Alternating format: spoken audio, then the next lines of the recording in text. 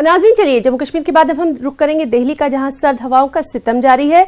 लोग गर्म कपड़ों में मलबूस घरों तक महदूद होकर रह गए हैं। टेम्परेचर की अगर बात करें तो लगातार कमी देखी जा रही है। सुबह के औकात में दर्जा हरारत 3-4 डिग्री तक पहुंच गया है। दिल्ली हुकूमत ने बेघर लोगों के लिए रैन बसेरों का इंतजाम जरूर कर रखा है, जहां उन्हें गर्म कपड़े, बिस्तर, कंबल, सुबह में चाय नाश्ता भी फराहम करवाया जा रहा है। दिल्ली के रैन बसेरों में दीगर रियासतों से आए हुए गरीब मजदूर और जो रोजमर्रा के काम करने वाले कामगार मजदूर हैं वो पनाह लेते हैं।